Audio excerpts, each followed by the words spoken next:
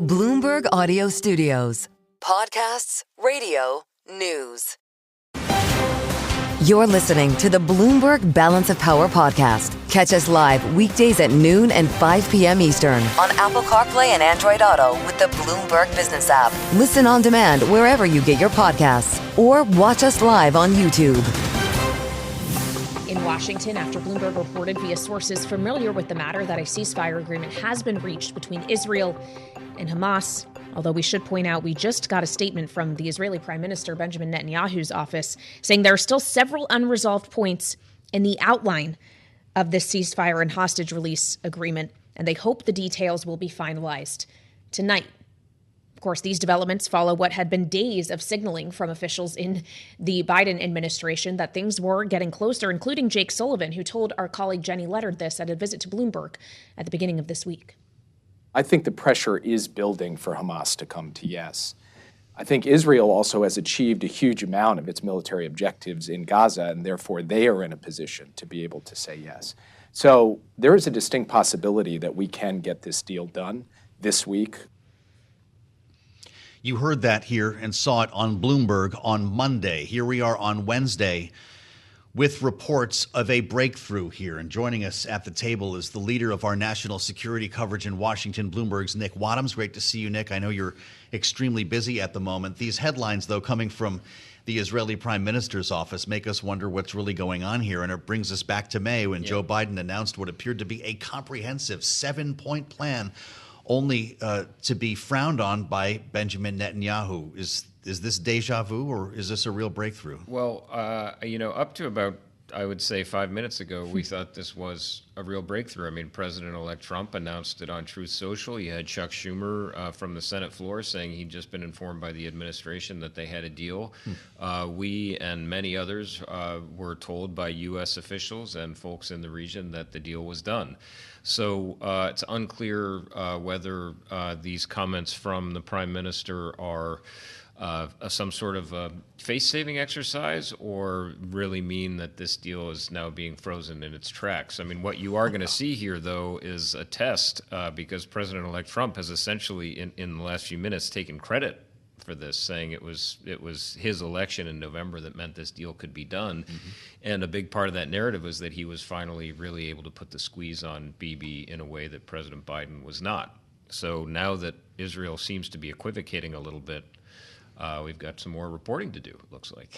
Well, and we'll let you get to it in just a minute, Nick. But while we have you, this notion that obviously nothing is done till it's done, it also isn't a permanent ceasefire until it is one, even if they can reach an agreement tonight on whatever this temporary pause will be. Is this really the easier part than figuring out a way to fully end this war on a permanent basis? Yeah, I mean, this is such a heavy lift in so many ways, and in a depressing way, this really is the easiest part. I mean, you have a pause in the fighting, you have a release of some 36 hostages, presumably.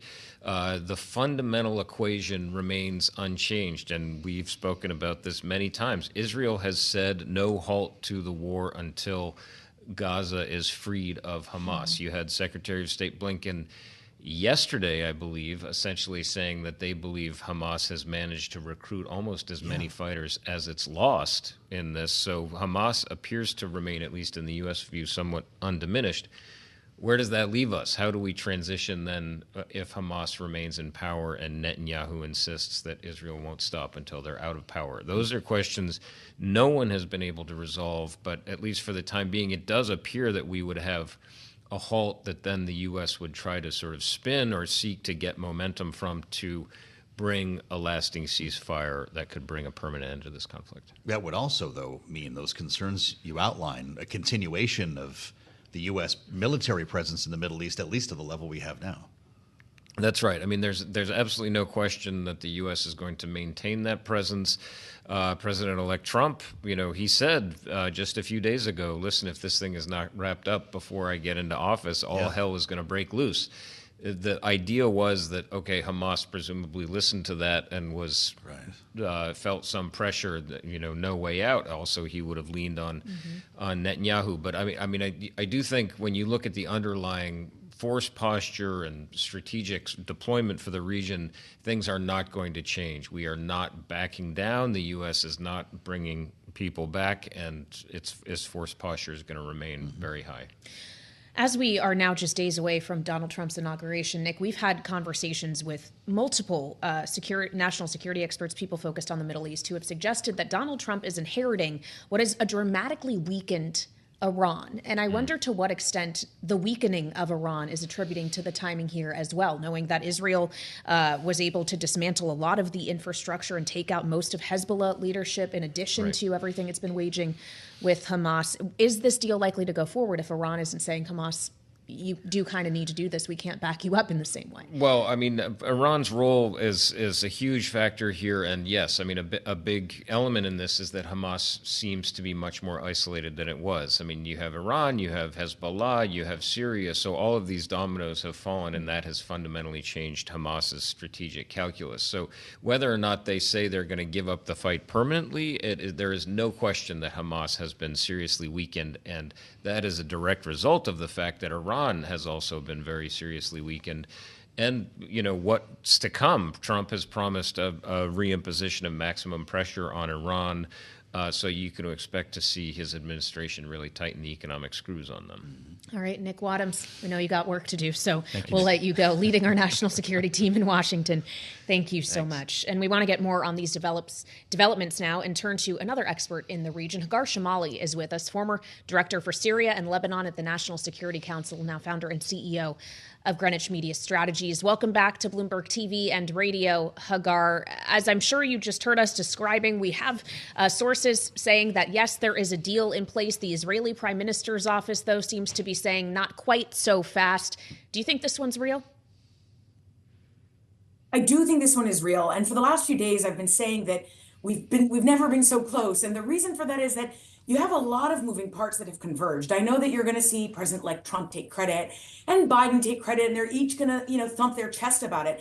But the fact is that you had a lot of different factors feed into this. The most important is the shifting geopolitical dynamics in the Middle East, and that really accelerated after the fall of Assad. That's really what shifted Hamas's view. Suddenly they were completely alone. Hamas is nothing without its backers.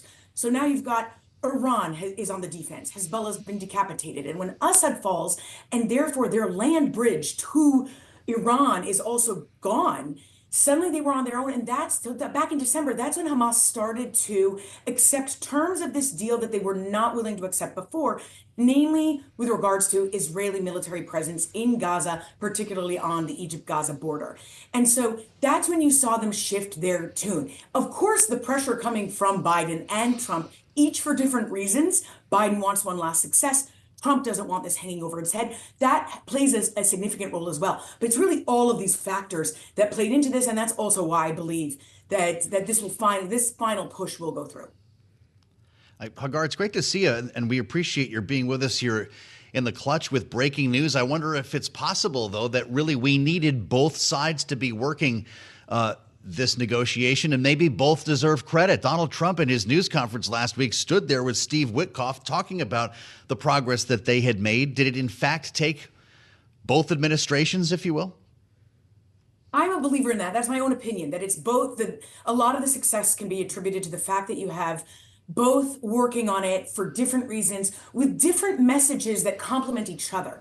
Because on the Biden side, they've been working on this for well over a year. They've been pushing these parties. They know these negotiators. They know all the issues, all the concerns, all the needs, and they've been working this.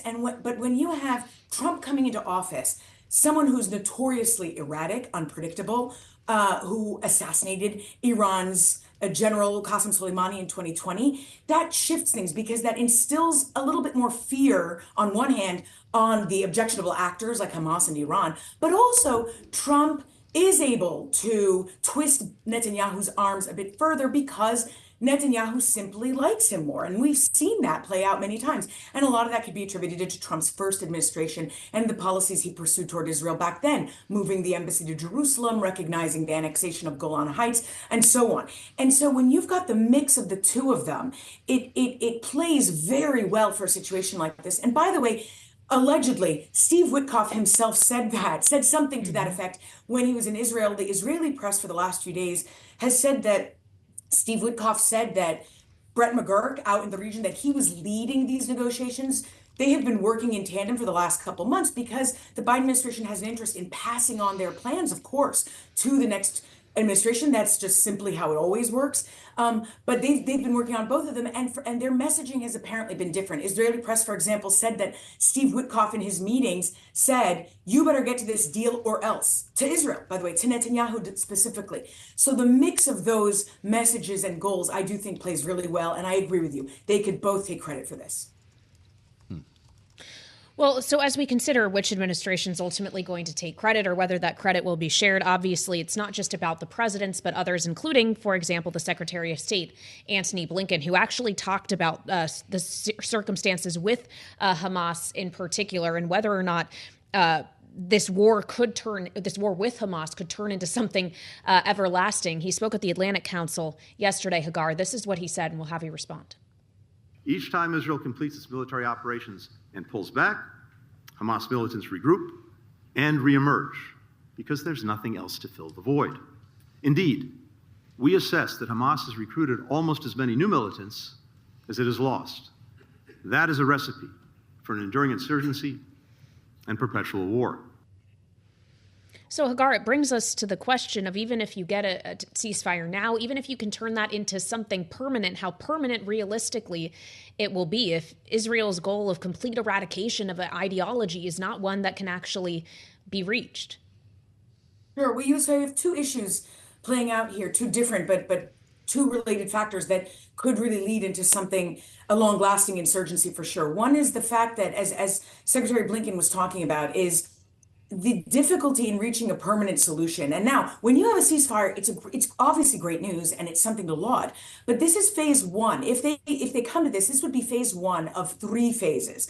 And the third phase is where a permanent end to this would be negotiated. So the good news is that you've now opened this door to potential future negotiations, but they're obviously very fragile.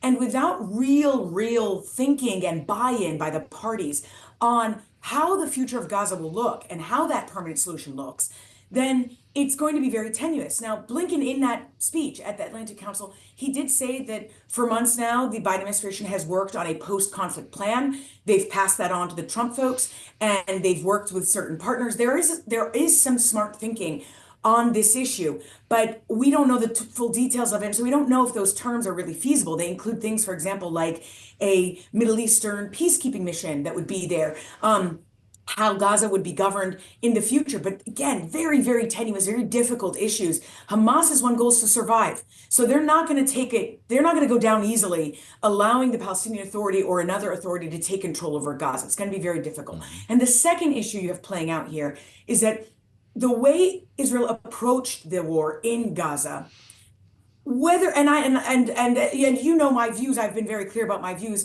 I worked in counterterrorism. I'm more than happy to see Hamas completely decimated. But the way they approached it and the humanitarian crisis that ensued is going to push a lot of those Gazans into the arms of the enemy. And that's the problem. So even if you erase Hamas, there is going to be grievances there. There's going to be angst and very fresh wounds there that could lead them to the arms of a different terrorist group with open arms, just under a different name. And that's why Secretary Blinken was saying that. I do think that that's a significant risk. And the only way to go about that at this stage is to plan for a very long peace process. But hopefully, if you can include in that a deal that leads to a two-state solution, something where you have the light at the end of the tunnel, that's the only way you're gonna be able to try and circumvent some of that inevitability of individuals joining further insurgent or terrorist groups.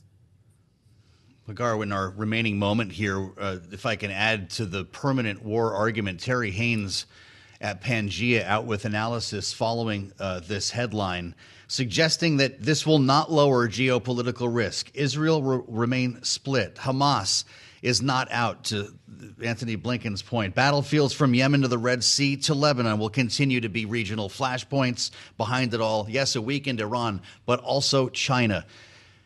How much does Donald Trump have to worry about even after this deal is struck, if it's real? Well, he has a lot to worry about. There's still a lot of work there. The fact is that with Trump in office, the one region that I have real hope for, that I have not had hope for in decades, is the Middle East. That I don't share that for the whole world or for the United States. But when it comes to the Middle East in particular, I believe that the reason for that is that Iran is at the root of most of the problems in the Middle East, whether it's backing terrorist groups in Yemen and in Syria and Iraq and Lebanon, or it's pursuing actual terrorist behavior across the region and pushing its ideology and the expansion of it across the region, trying to compete and become the regional hegemon. So with Iran on the defense this way, and with them knowing that they have a leader coming in who isn't afraid to assassinate one of their generals, that's going to make them behave. So I have hope for the Middle East. But listen, it's you're talking about. We want to share your hope, Hagar. Come back and bring more hope to us. Hagar Chemali with us on Balance of Power. This is Bloomberg. You're listening to the Bloomberg Balance of Power podcast. Catch us live weekdays at noon and 5 p.m. Eastern on Apple CarPlay and Android Auto with the Bloomberg Business app. You can also listen live on Amazon Alexa from our flagship New York station. Just say, Alexa, play Bloomberg 1130. This is Balance of Power live from Washington. I'm Kailey Leinz alongside Joe Mathieu.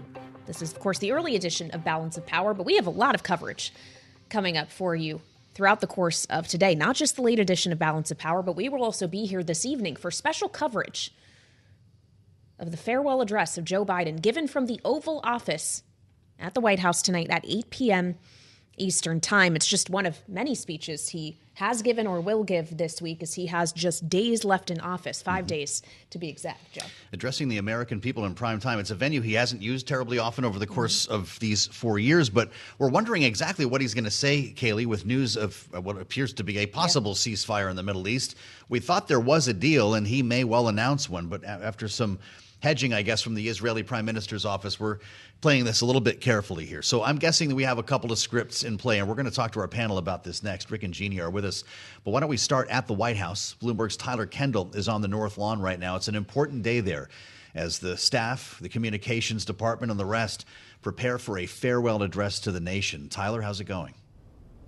Well, Joe, the last time that President Biden addressed the nation from the Oval Office, it was back in July when he had dropped out of the 2024 presidential race. And at the time, he said there were a few priorities that he wanted to spend his remaining months in office focused on. And one of them was securing a deal for the hostages in Gaza to be released. So as these details start to emerge, we will wait and see if President Biden does end up announcing that deal and having that be part of these farewell address tonight. However, Joe, as you know, this is largely considered to be his capstone speech after more than 50 years here in Washington, elected to the Senate in 1973. And Kailey mentioned it before, this has been a week of farewell events for President Biden. And for a sense of the tone of the messaging that we could expect tonight, I want you to take a listen here to how he addressed the State Department on Monday during one of his farewell addresses to the employees there. Kamala and I took office, our nation had become stronger at home, are stronger in the world. And now, America is more capable and I would argue better prepared than we've been in a long, long time. Bloomberg News is also reporting that President Biden is expected to talk about the country's economic turnaround, noting how he took office amid the height of the COVID-19 pandemic. We are also expecting him to tout some of his legislative victories, including the bipartisan infrastructure bill, as well as the CHIPS and Science Act. But of course, Joe and Kailey, as you both know, this is coming against the backdrop of low approval ratings for President Biden. According to Gallup, he is leaving office with a 39% approval rating. That is about 18 percentage points lower than when he took office 4 years ago. All right, Bloomberg's Tyler Kendall live at the White House for us this afternoon. Thank you so much. And as we look ahead to this farewell address, we want to bring in our signature political panel. Rick Davis is with us, Republican strategist and partner at Stone Court Capital, alongside Democratic strategist Jeanne Zaino, political science professor at Iona University and senior democracy fellow at the Center for the Study of the Presidency and Congress. Jeanne, just on Tyler's last point about the fact that Joe Biden is leaving office as a deeply unpopular president, can he say anything tonight to help make history view him differently than that?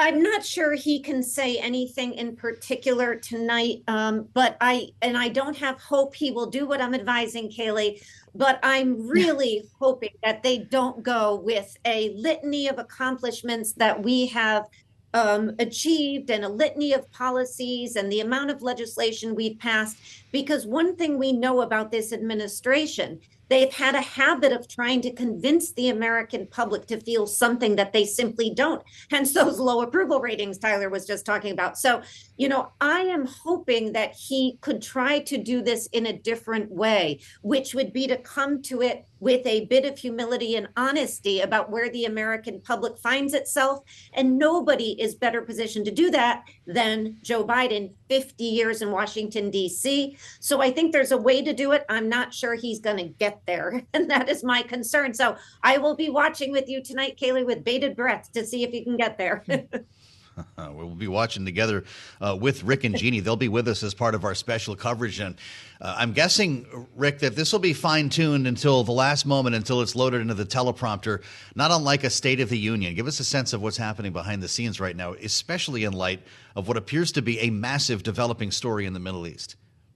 Yeah, that's right. I mean, there is a paragraph that's probably being altered as we speak around the Middle East peace process. So that's probably one of them that's getting hacked up. But look, Joe Biden is a meddler, right? He loves to take speeches right in the columns, change things right to the last minute. I mean, the worst job in the world is being the teleprompter operator on a Biden, campaign or in the White House, because he's getting changes all the way up to the time they go broadcast. So but these are more refinements. The substance of his administration is baked, right? We know the good news and the bad news. And as indicated, the public is basically checked out on the Biden presidency. He's not going to leave a popular president, but will leave as a president who accomplished many things, regardless of whether you liked what he did or not. And so this is his chance of sort of setting the record the way he wants it and actually blow through a little bit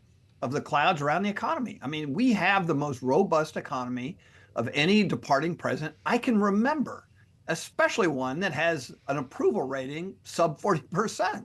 And so I would think that he would want to try one more time to convince the American public that the economic benefits that he brought to the administration are enduring, will last through the next administration, and that they were done by his policies and his policies alone. Well, which might bring it back to some of the legislative accomplishments that Jeanne is not so sure he should be trying too much to talk about. But Jeanne, on that note of the economy, something he has long struggled with, how quickly do you think American minds could change their hindsight view of Joe Biden if indeed we do see improvements in the economy, more infrastructure projects actually being completed in relatively short order? Or is that all going to be things that Donald Trump gets credit for because he'll be in the Oval Office next? No, I think over time, people's views will evolve, is probably the best way to say it, on Joe Biden, as they do on all modern presidents. And Donald Trump in office will have the same challenges any president in sitting in the office has. And, the reality is that if Joe Biden tries again tonight, like Rick is urging him to, it is, again, like trying to convince somebody who doesn't want to date you. We've gone through this for the last 4 years. Stop telling people things are going great. Rick's right on the numbers. The economy looks good. But the American public spoke during the election. They are not happy. And it's not just Republicans. It is Democrats as well. And as we just look at what's happening in the Middle East, Democrats in particular are saying 2 million people, 46,000 people on the Gaza Strip killed. Please stop celebrating these wins. So he's got to be very careful about how he threads this needle. He's not in an advantageous position. There's a lot we need to thank Joe Biden for, but I think the way in which they do this, he's got to be careful, but I'm not sure he's listening either to his advisors, speechwriters, or certainly he's not to me. So, I think we'll just have to wait and see how he tries to do this. Likely to strike a tone of optimism. I think we can expect Rick Davis. But, 5 days from now, there's another important speech to be delivered, and that's Donald Trump's inauguration speech. We remember kind of the dark dystopian world he described in his first inaugural address. What do you think they're working on now? Yeah, we were just getting used to Donald Trump as president in 2017 in January for his inaugural address, and we're shocked by how dark and dismal he described not just the United States, but the rest of the world. I do think he has changed somewhat during the campaign. He, even though I would say was more pessimistic about the economy, I don't know if that was a device to just, make all the things that are bad in your life inure from Joe Biden. But yeah, it would be hopeful that he talks about his solutions to the problems rather than just an iteration of how bad people have it, because I do think there's a chance he talks past people and how they feel today. When we do look at surveys and especially consumer indexes, people actually feel pretty good about their personal situation. They worry, as Donald Trump has pounded into them, that the future is not bright. And so we'll see. This is also his last term in office. We're now seeing a lame duck president leaving office and a lame duck president entering office. A first time in our lifetime that we'll have actually witnessed this. And so how does that play out in both men's speeches, both tonight and a week from now? That's something else. Yeah, it's How do you get incredible. anything done? Well, except that the lame duck president who's entering office will be working with something that the outgoing president hasn't been working with for the last 2 years, which is Republican control of both chambers of Congress. So realistically, at least in the first 2 years of what's going to be a lame duck 4 years, Rick, he still has the ability to get quite a lot done. Yeah, and look, I mean, arguably, Joe Biden said he was going to be a lame duck and then changed his mind. Let's hope Donald Trump doesn't have the same options. But yeah, he's got a good run, certainly for the next 2 years before midterms, with a compliant House and a compliant Senate. And I think they are doing everything they can to front load this administration in order to do as much as they can in these first 2 years. A lame duck on the way out, a lame duck on the way in, Jeanne. A Republican majority of one in the House. How's anything going to get done? It's going to be hard. And you all just reminded me, I was listening to Pam Bondi's hearings, and she was asked by one of the senators, can Donald Trump run again, or is he term limited out? And she said, unless we change the Constitution, he is term limited out. So presumably that's right. But this is actually an enormous concern because, there's one thing Donald Trump doesn't want to be described as that is lame. So I'm not sure he's going to like that moniker, but he did say This is it for him. So there's that. He doesn't like the Donald Duck thing either. So I'm not sure that name is going to work in either regard. Although he did say, if elected, we'd never have to vote again. Seriously, not literally.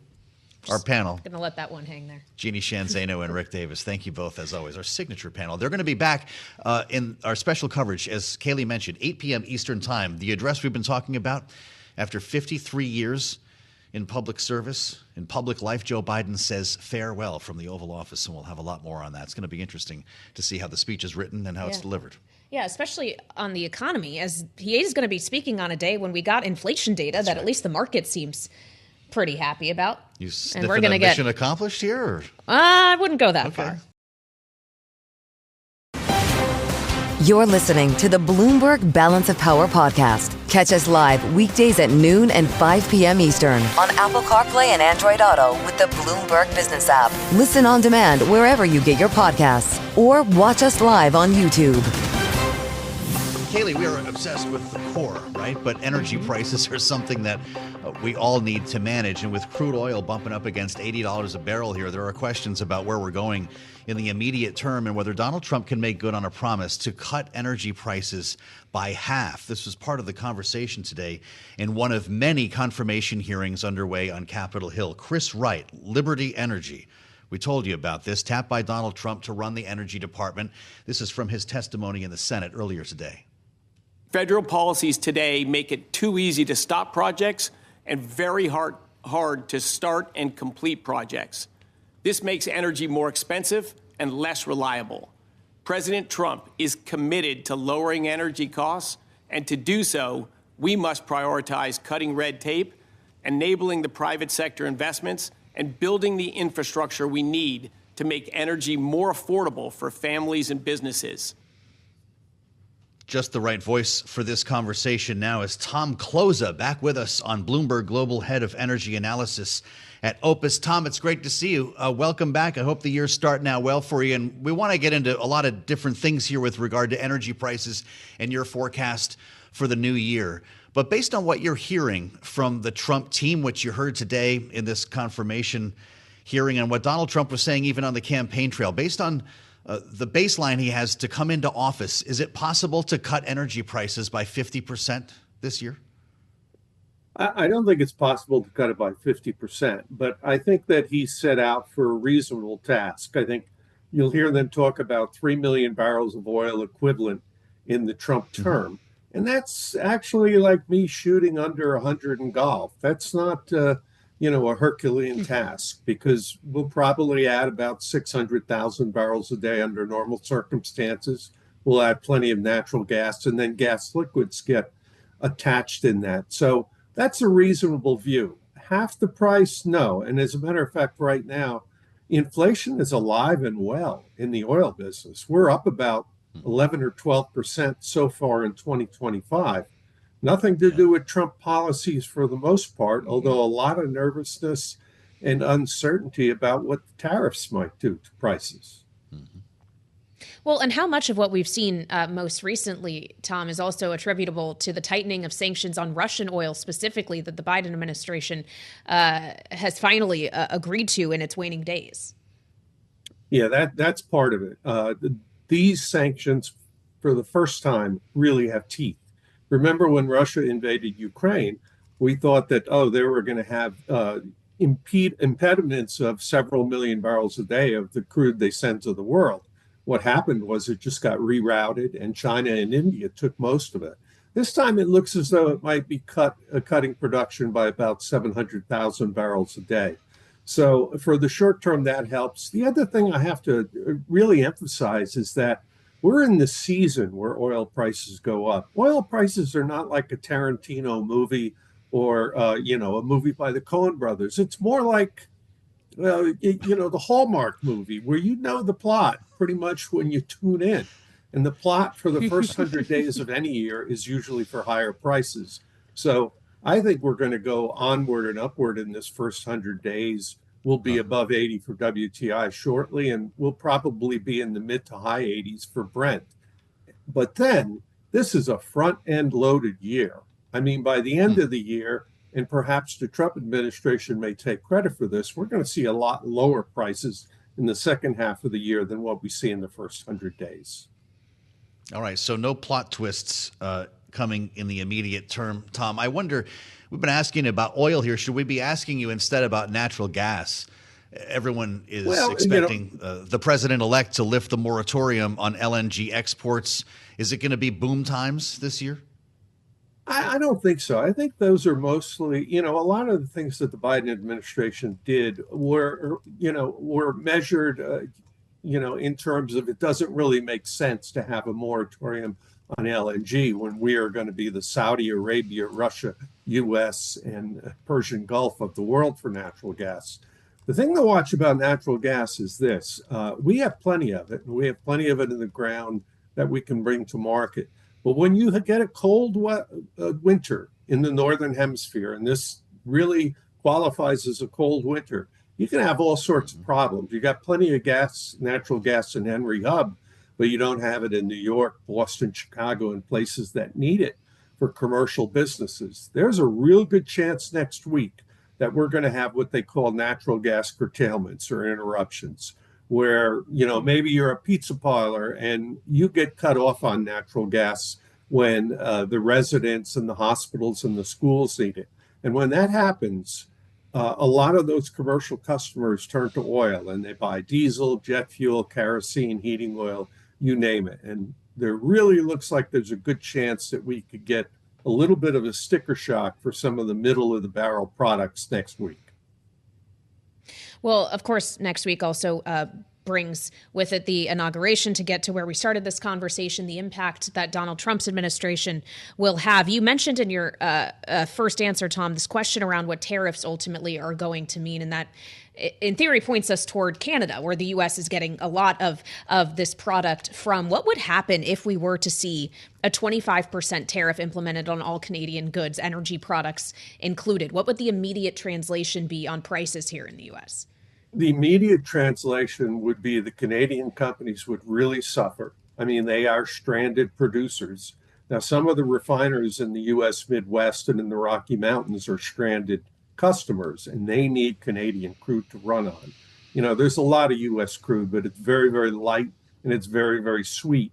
And it makes too much gasoline and propane and butane and things like that. So we're very dependent on Canadian crude. I got to tell you, I don't know what's going to happen. I call it the circus of uncertainty. And I don't know which of the three rings is going to be open because we don't know how they're going to collect the 25% tariff. I assume that it would be on Mexico as well. But I think ultimately it moves into that narrative of higher prices in the first 100 days of the year. And then the market will make an adjustment for it. I mean, Canadian crude, which sells for about $13 under WTI now, may sell for $30 under by the time the second half of the year comes around. Tom, we're just getting some breaking news regarding the ceasefire agreement between Israel and Hamas. Both Qatar and now the White House have said an agreement has been reached and a ceasefire will begin on Sunday. A statement just released from the White House, Joe, says after many months of intensive diplomacy, Israel and Hamas have reached a ceasefire and hostage deal. This deal will halt the fighting in Gaza, surge much-needed humanitarian assistance to Palestinian civilians, and reunite hostages with their families after more than 15 months in captivity. And we will hear remarks from the president on this pretty soon. He says, I will speak more about this soon, Kailey, suggesting he may be speaking from the White House ahead of his scheduled farewell address, which is at 8 p.m. Well, we have Tom Kloza on the line. Tom, you may or may not have seen this coming. While it lowers potentially the political temperature in the Middle East, what does it mean for energy markets? Is this good news or a non-factor? It's probably a non-factor. And here's the interesting thing. When the Hamas war broke out on October 7th, you didn't really see much of a reaction in oil. And I would submit that oil has really lost a lot of the speculative flavor that it had, back with the Arab Spring years or back in 2007 and 2008. There's so many better places to sort of speculate about price appreciation. You have crypto, which is probably attracting about $4 trillion, and you have big tech. And those companies didn't exist when crude oil futures first started, and now they're worth about $17 trillion. So we never really saw the positioning go to where people were betting on higher prices after the Hamas-Israeli war. So I don't think there's much of a reaction now that there's peace. And God, we all hope that this is a lasting peace in the region. All right, Tom, thank you so much for joining us. Tom Kloza, of course, is with OPIS. You're listening to the Bloomberg Balance of Power podcast. Catch us live weekdays at noon and 5 p.m. Eastern on Apple CarPlay and Android Auto with the Bloomberg Business app. You can also listen live on Amazon Alexa from our flagship New York station.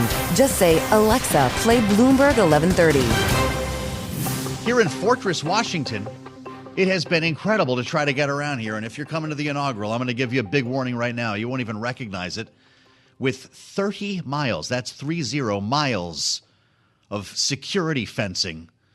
That's like 10, 12 feet tall. The big black, the stuff they put around the Capitol for January 6th, it's basically wrapping the whole city. The streets are being closed and Washington is ready. When I came in this morning, an army, I don't know where they get these guys, but an army of people shoveling snowdrifts off of Pennsylvania Avenue to make room for more security gates for the big inaugural parade. We'll be ready for you when you get here. Confirmation hearings taking place on Capitol Hill as we speak, and now we got the big breaker. You got to love Bloomberg. I know you do. That's why you're here. Whether you're on the radio, on satellite radio, YouTube, maybe you catch us on TV. If it was on Monday, you knew what was coming today because Jake Sullivan was here, the president's national security advisor, to let us know what was happening with a potential ceasefire in the Middle East. Remember, here's what he said. I think the pressure is building for Hamas to come to yes. I think Israel also has achieved a huge amount of its military objectives in Gaza, and therefore they are in a position to be able to say yes. So there is a distinct possibility that we can get this deal done this week. This week, here we are on Wednesday. Ceasefire just announced, if you're joining us, Israel and Hamas have agreed to a deal. Now, that brings at least a temporary halt to the war, of course, in Gaza, but also means the release of hostages, more than 15 months of fighting under their belts now. There is little left of Gaza. And we're looking at the potential for some 33 hostages now to be released. We have a lot of questions about this. Of course, details. Is the president going to talk later today? We'll be talking to some smart people about it along the way. But from a military standpoint here and from a national security standpoint, we have a lot of questions. And that's why we're lucky to be joined by Rebecca Grant, Vice President of the Defense Program at the Lexington Institute. Rebecca, it's good to have you. It's been too long, and we welcome you back to Bloomberg. I wonder your thoughts here, as I mentioned, after 15 months of war, in many cases with support from the United States military, either by way of intelligence. We've seen a couple of counterattacks against Israel from Iran in this time, all going back to October 7th. What are the lessons learned here for the United States from a military standpoint?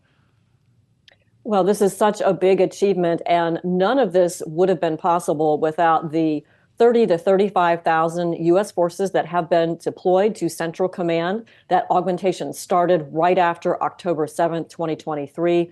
It's involved, for example, 5 different aircraft carriers that have rotated through to keep a lid on Iran and to assist Israel in their defense against Iran's missiles. So a ton of credit to the U.S. military forces there, all branches, Air Force fighters, bombers, you name it, really helping to keep a lid and then give the pressure on Hamas. Well, you were last here, Rebecca, right around the time we were sending an additional carrier strike group into the region. So I know that you're steeped in all of this. Will we maintain a similar footprint, a similar posture following Joe Biden's departure from the White House and following, I guess, the implementation of this ceasefire deal?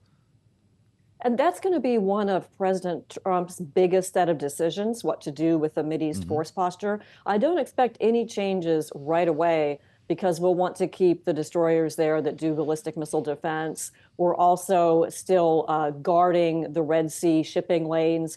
And then we're doing force protection for our own U.S. forces in Iraq. And then there's always Syria. But longer term, what President Trump wants is peace in the Middle East built around the normalization of relations between Saudi and Israel. And in this Trump presidency, we need to see a smart and calculated drawdown of U.S. forces in the Middle East so that they can go to other places in the world where we need them, China if necessary.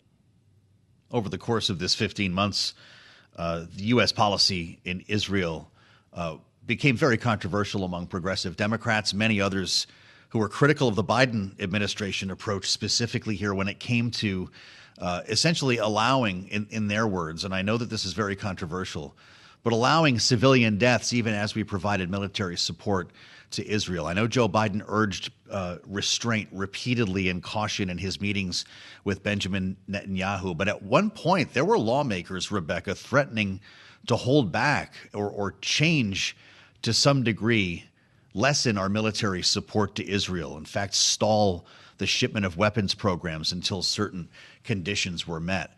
Are those lawmakers going to be silent in a Trump administration? I'm assuming this is going to be all in on Israel. Well, I think that what we've seen in the end is very strong support for Israel. It's been a tragic war, of course, but remember, it's Hamas that put their military capabilities in amongst civilians and led to that.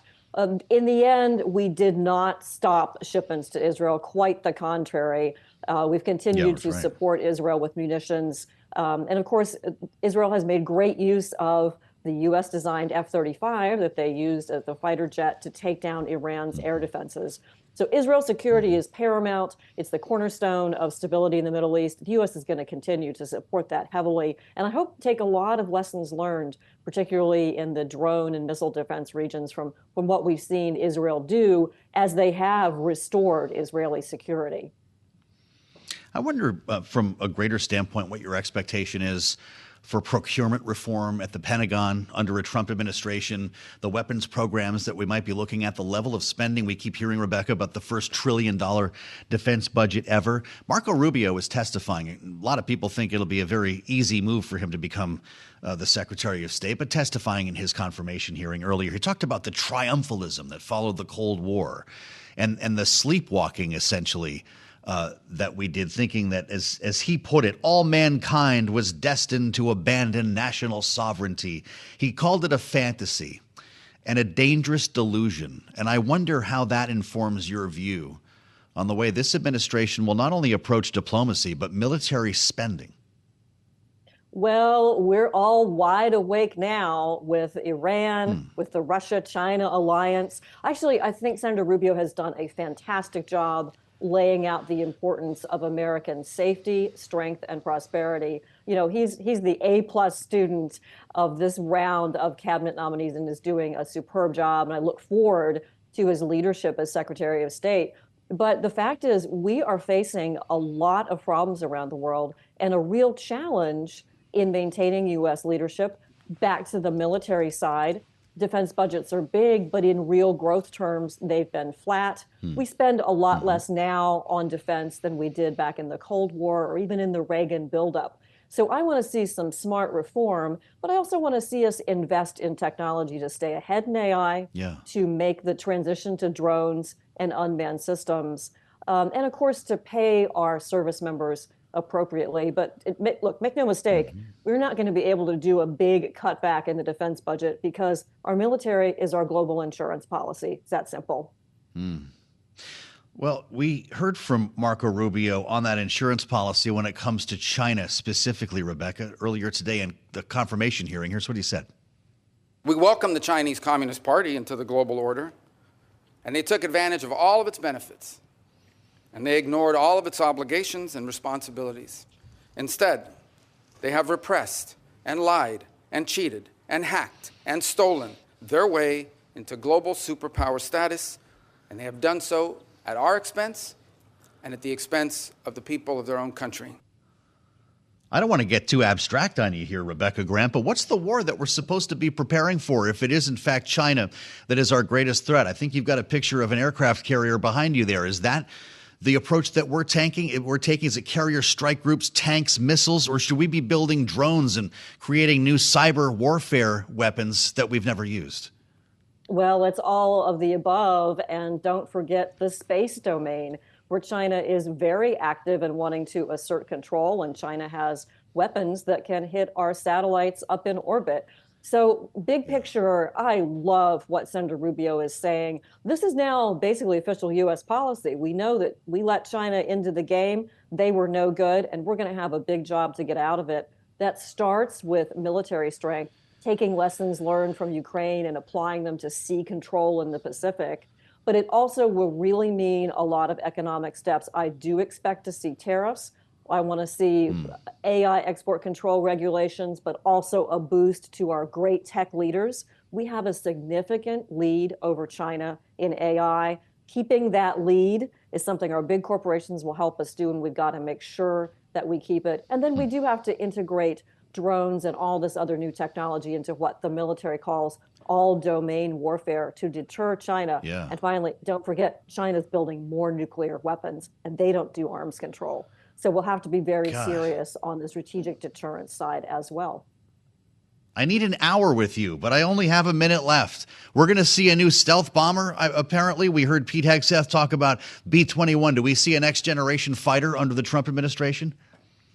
I hope so. We need the B-21 with a second production site, build more of those Raiders. China's real afraid of them. And I'd like to see Secretary of Defense Hegseth green light the next generation air dominance, the new Air Force fighter that's ready to go. China's already experimented with some of their answers. We want to see that dominant U.S. air power get the green light. I saw those images of that Chinese stealth fighter flying around, the Delta thing. I thought of you. Is this real? You need to come back soon. Tell us when you're back. Rebecca Grant, Lexington Institute, the perfect voice on a breaking story today. Thanks for listening to the Balance of Power podcast. Make sure to subscribe if you haven't already at Apple, Spotify, or wherever you get your podcasts. And you can find us live every weekday from Washington, D.C. at noontime Eastern at Bloomberg.com.